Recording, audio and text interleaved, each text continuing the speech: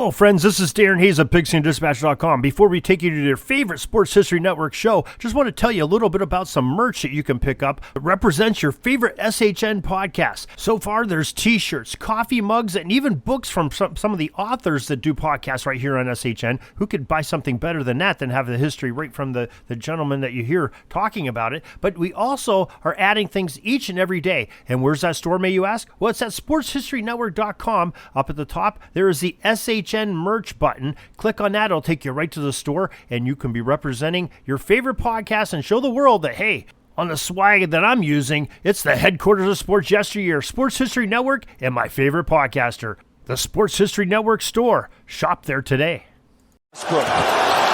Looking for James. He's got it. Coming to the end of the third quarter.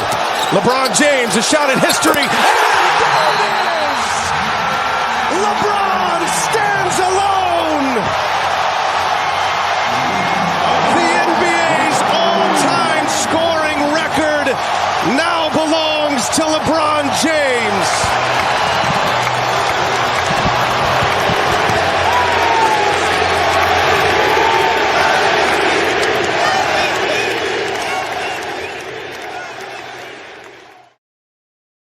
LeBron finally did it. Last night, he became the NBA's all-time leading scorer. He did it with about 10 seconds left in the third quarter on a fall-away jump shot from the left elbow. It was incredible as they stopped the game to honor LeBron. Kareem Abdul-Jabbar was there to present LeBron with the game ball. His family was there, and so were his high school teammates. Several of the old Lakers were there, like Magic Johnson and James Worthy. Most of the courtside seats were filled with celebrities who wanted to be part of the moment.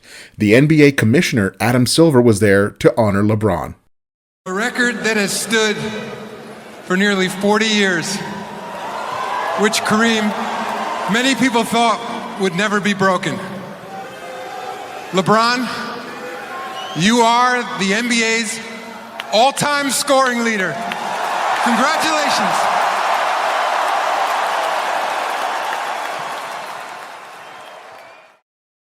This episode is about all of the players who have held this particular record. I have a guy on my list that is not on the NBA's official list. The NBA is looking at who held the record at the conclusion of each season, while I have included a player on here who only held the record for a couple of months in the middle of a season. But however you slice it, this is the list of all of the NBA scoring kings. And this is Basketball History 101.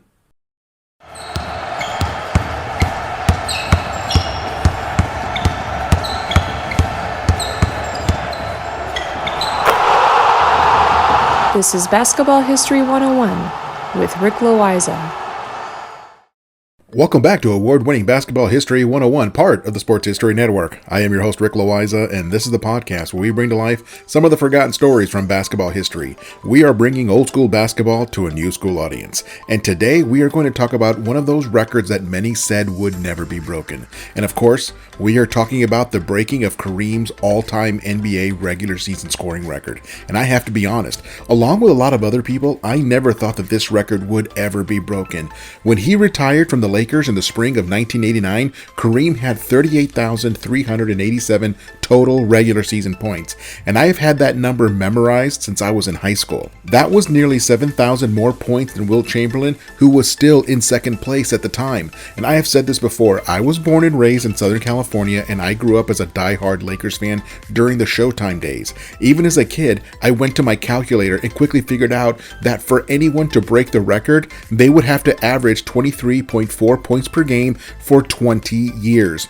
And that figure assumed that the player never misses a game. But of course, a player is going to miss at least a few games here or there due to injury. So taking that in mind, the player would have to average more like 25 points per game in order to break Kareem's record. And they would still have to play for at least 20 seasons. And that seemed impossible because at the time, Kareem was the only player who had ever played for 20 seasons. In fact, at the time, no one else except for Kareem had even played 18 or 19 seasons, let alone 20. As a kid, I just could not see how this could happen. A player would have to be blessed with a very long career, but also that player would have to be relatively healthy.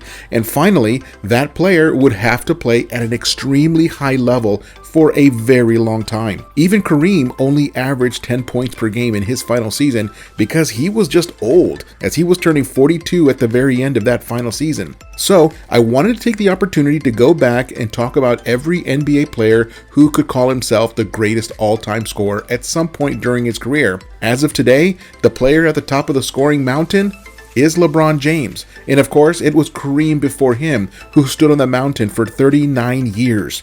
You might think that over the 77-year history of the NBA, a bunch of guys have been the all-time leading scorer in league history. But including LeBron, it has only been 8 players. So, let's go through them. The first guy on our list is Jumpin' Joe Fulks from the Philadelphia Warriors. He was part of the NBA during the very first season back in 1946-47. He finished that first season as the leading scorer in the league, making him, by default, the all-time leading scorer in league history. He scored 1,389 points in that very first season, and that was more than anyone else in the league. And he continued to score well in his second and third seasons in the league, and he stayed on top of scoring mountain. However, in his fourth season, his scoring average dropped from 26 points per game to just 14 points per game, and that opened the door for a new challenger. And that challenger was already in the league. His name was George Mikan from the Minneapolis Lakers. Mikan did not join the league until 1948, which was the league's third season, and Mikan was scoring in bunches. He averaged 28, 27, and 28 points per game during his first 3 seasons in the NBA, respectively. He was climbing that mountain quickly. In 1951, Mikan caught up and passed Joe Fulks while Fulks was still playing in the league. Mikan just zoomed past him and became the NBA's new scoring king. By the time that Mikan retired, he had scored 10,156 career points.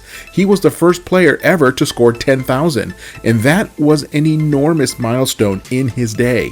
Even back in 1951, many NBA fans thought that Mikan's record would never be broken. Well, as of 2023, there have been over 382 players who have scored 10,000 points or more in their career. Scoring 10,000 points today just means that you had a solid career. By no means would it put you in the All-Star game or the Hall of Fame. There are simply too many players who have done it at this point, but that does not take anything away from George Mikan, who did it first. And Mikan held on to that record for 6 years. Because in 1957, a player by the name of Easy Ed Macaulay took over the record from the retired George Mikan. Macaulay was able to surpass Mikan at the end of his own career when Macaulay's scoring average had dropped to below 10 points per game. And it was kind of a race because Dolph Schayes from the Syracuse Nationals was still in his prime and right behind Macaulay. In fact, Macaulay only held the record for a couple of months. No sooner had he broken the record in 1957 that Dolph Schayes zoomed past him during the same season. In the end, Dolph Schayes retired with 18,438 points for his career, and he would hold the record for 6 seasons before it was broken again. Now, this is a good place to take a break, and now we'll be right back with the name of the player who broke Dolph Schayes' record in 1963.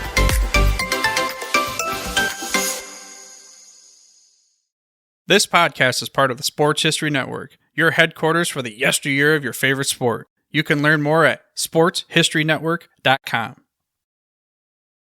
At the Sports History Network, we're all about sports yesteryear, and so we're so pleased to introduce you to Row One, an online memorabilia gallery and shop that brings your sports history to life anywhere. The Row One gallery includes over 5,200 gorgeously reproduced prints of team posters, game program covers, game tickets, advertisements, and more in baseball, pro and college football, pro and college basketball, and more. And any gallery item may be printed in a variety of sizes on wood, metal, canvas, acrylic, or poster paper. And in Row One shop, check out the thousands more of unique items with a retro and historical designs dating back to 1876, including t-shirts, long sleeve shirts, phone cases, mugs, blankets, pillows, towels, and even shower curtains. Go to sportshistorynetwork.com, ROW1, for access to the full Row One catalog and for gallery prints and gift items, plus get a 15% discount off all prints on the Row One Pictorium Gallery with coupon code SHN15. Follow the link on the show notes.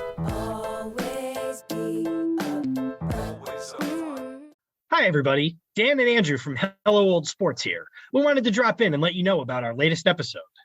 That's right. We interviewed the co-authors of Phyllis George, Shattering the Ceiling, a biography of groundbreaking broadcaster Phyllis George.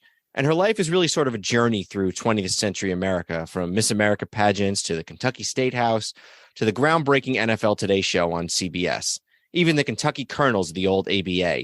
We got into all sorts of stories about the Celtics under Red Auerbach, about the interview with Roger Staubach, about really all sorts of things, a fight between Brent Musburger and Jimmy the Greek.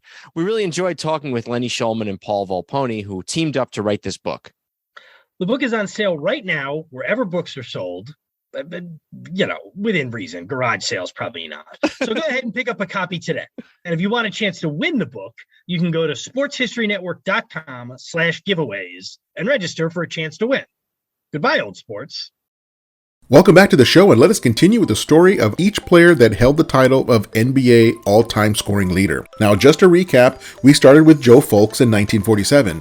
The record was then broken by George Mikan in 1951, then Easy Ed Macaulay in 1957, and Dolph Schayes, also in 1957. The next time that the record was broken was in 1963, when Dolph Schayes was still playing in the league. He was getting toward the end of his career, and his scoring average had dropped to below 10 points per game. So while he was still playing in the league, his record was broken by Bob Pettit from the St. Louis Hawks. Pettit sprinted past Schayes and then became the first player in league history to score 20,000 points. Now, unlike when Mikan scored 10,000, most NBA fans had a good feeling that Pettit's record of 20,000 would definitely be broken. And the reason that they thought that was because Wilt Chamberlain of the Philadelphia Warriors. At the time that Pettit broke 20,000 points, Chamberlain had already scored 13,000 points, and Chamberlain was only in his fourth season in the NBA. Chamberlain was still only 26 years old and had a lot of basketball still in front of him. So it was nice that Pettit had the record, but everyone knew that if Wilt stayed healthy, he would obliterate the record. And that is exactly what he did. In 1966, Chamberlain caught up and passed Pettit's record and pushed the record beyond what anyone thought possible. When Chamberlain played his last game in 1973, he had scored 31,419 points. Again, he pushed the record so far out that nobody thought it could ever be broken. Scoring 31,000 points was beyond imaginable. Even today, in 2023, a full 50 years later, only 7 players in history have scored over 30,000 points. In reverse order, it's Chamberlain, Dirk Nowitzki, Michael Jordan, Kobe Bryant, Karl Malone, Kareem Abdul-Jabbar, and also LeBron James. But Wilt held on to the record for quite a while. It took 16 years before Wilt's record was broken, and it was broken by Kareem Abdul-Jabbar from the LA Lakers. He broke it while playing against the Utah Jazz on a neutral court in Las Vegas. Everyone knew that Kareem was only a few points away from the record, and Magic Johnson had told the rest of the Lakers that he wanted the assist when Kareem broke the record. Nobody else could pass it to Kareem, only Magic. When Kareem was just one basket away from breaking the record, the Lakers were only going to call one play, and they would keep calling it until Kareem got the record. Here is how it went down.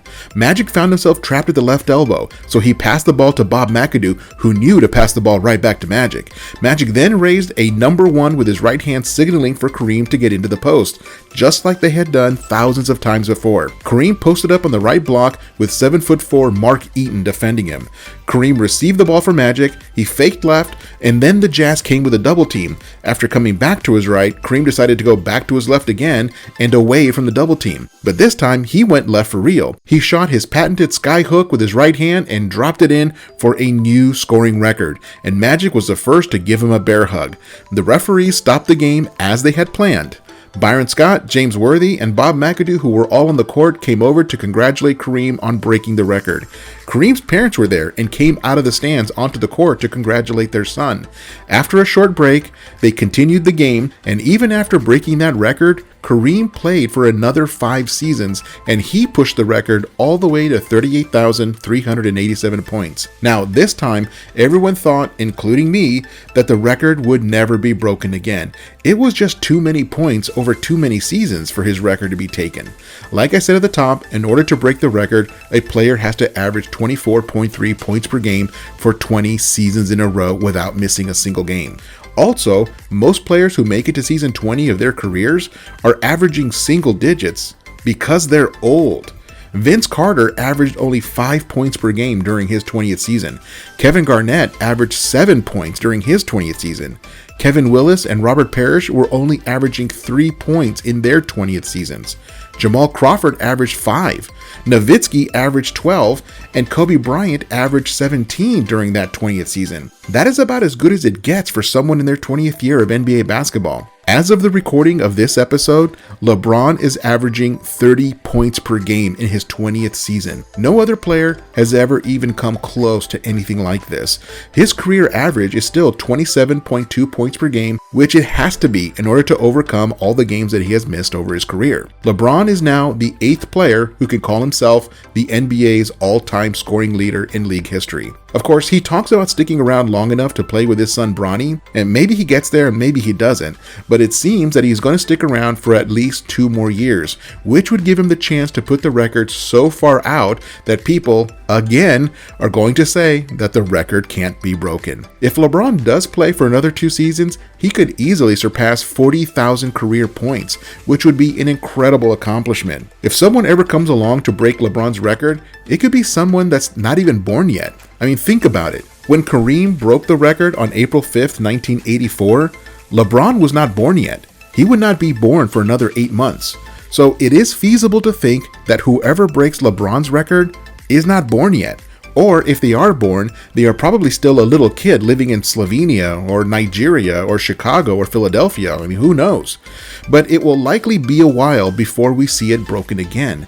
It has taken 77 years of NBA basketball for anyone to score this many points. Nearly 5,000 players have played in the NBA, and only LeBron has scored this many. Now, I know that people have a lot of different feelings about LeBron James. I am on social media, and I see what people say about him, both positive and negative. And all I will say is this: nobody breaks this record by accident. It requires a player to score at an extremely high level for a very long time. And I think everybody should at least give him that credit. Now, before we end this episode, I do want to take another moment to pay tribute and to honor all the players who have once held this record: Jumpin' Joe Folks, George Mikan, Easy Ed McCauley, Dolph Schayes, Bob Pettit, Wilt Chamberlain, and Kareem Abdul-Jabbar. Every one of these players is now in the Hall of Fame, and deservingly so. They were the best of their respective eras, and no doubt that LeBron will join them someday in the Hall of Fame. Well, that's it for today. Join us next time on Basketball History 101, part of the Sports History Network, the headquarters of Sports Yesteryear. Go to sportshistorynetwork.com to find out more about this and other sports history podcasts. If you like what you hear, please hit that subscribe button wherever you get your podcasts. And check out our page on Facebook. It's called Basketball History 101 Podcast. There you will find shorter historical posts as well as comments and discussion starters on today's game. I'll also announce there when new episodes come out. I want to thank my producer and editor, Jacob Loayza. Join us each week as we continue to mine the history of basketball for more great stories from the past. Take care, and see you soon.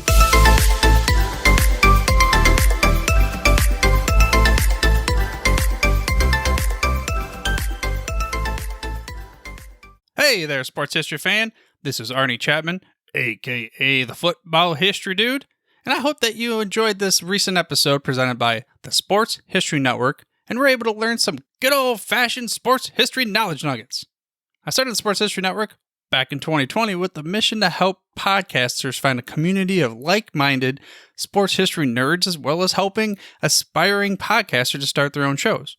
We have a little bit over 30 shows on the network right now covering all sorts of sports history, but as far as I'm concerned, we're just at the toothpick in the ocean moment, that can't even figure it out because there's so much more coming.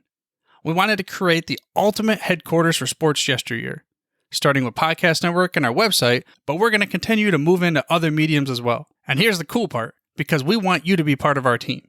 So if you're interested in starting your own podcast, or maybe being a guest on one of our shows, or who knows, maybe even writing an article for us over on the website. Seriously, all you got to do is reach out to us on the contact page over at sportshistorynetwork.com. You can be as technologically savvy as a Neanderthal tapping on a stone trying to figure out this whole hieroglyphics thing back in the day. Again, it doesn't matter, because even if you don't understand the whole podcast space, we have a production team that can pretty much help you out with doing everything. All you got to do, head over to sportshistorynetwork.com, head to the contact page, fill it out. That message goes right to me, and I'll reach out to you as soon as I can. But for now, dude, I'm through if you're through.